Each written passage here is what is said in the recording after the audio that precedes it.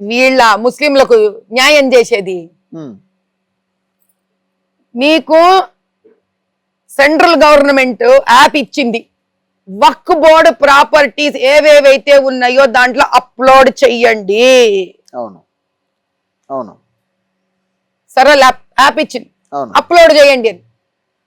ఒక్కడు ఇప్పటిదాకా మొత్తం తెలంగాణ వినండి, దమ్ముంటే ముస్లింలు కూడా వినండి ఈ మాట.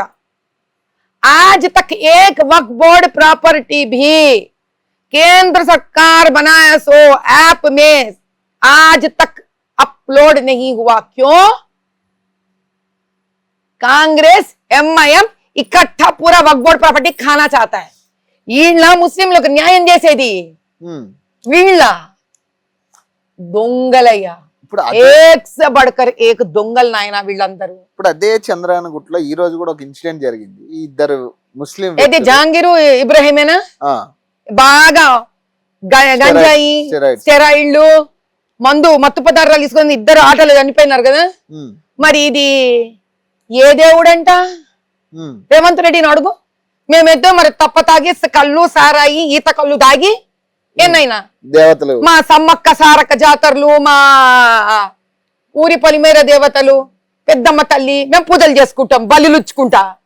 మరి ఈ డ్రగ్గులు, ఈ నల్ల మందులు, ఈ స్టెరాయిడ్లు మరి ఏ దేవుడు కర్పించుకుంటా ఇబ్రహీం గారు, జహంగీర్ గారు చంద్రాయణ గుట్టల ఆటోలో చనిపోయినారంట. అడుగు మరి రేవంత్ రెడ్డిని. తెల్లటోపి పెట్టుకొని జవాబిస్తాడేమో చూద్దాంతి. జాలి జాలి జాలి వేసుకో. ఇట్లా లాంటి వాళ్ళ వల్ల రాజకీయాలు కూడా భ్రష్టు పడుతున్నాయ్యా. పంచాయతీ ఎలక్షన్స్ లో పెద్ద మోసం ఏం జరుగుతుంది తెలిసిన? ఓ పంచాయతీ ప్రెసిడెంట్కి వచ్చేది 6,000 6,500 జీతం. ఇప్పుడు పంచాయతీ ఎలక్షన్స్ వస్తున్నాయి.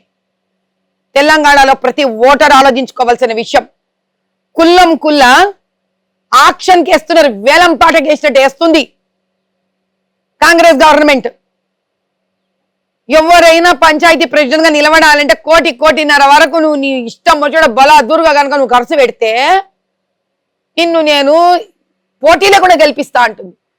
ఓ పంచాయతీ ప్రెసిడెంట్ 6,000 రూపాయలు 6,500 జీతాలు తెచ్చుకునేటోడికి నువ్వు 1,00,00,00,000 పెట్టి ఎవడైనా పెళ్లి చేపిస్తావు, అయితే ఏదైనా బుక్ స్టాల్ కట్టిస్తావు, గుడికి డబ్బులు ఇస్తావు అనుకుందాం. ఎలక్షన్స్ ముందు అసలు ఏడ నుంచి వచ్చినాయి 1,00,00,00,000 రూపాయలు? నువ్వు 1,00,00,00,000 రూపాయలు ఖర్చు పెడితే రేపు గమ్మున కూర్చుంటావా?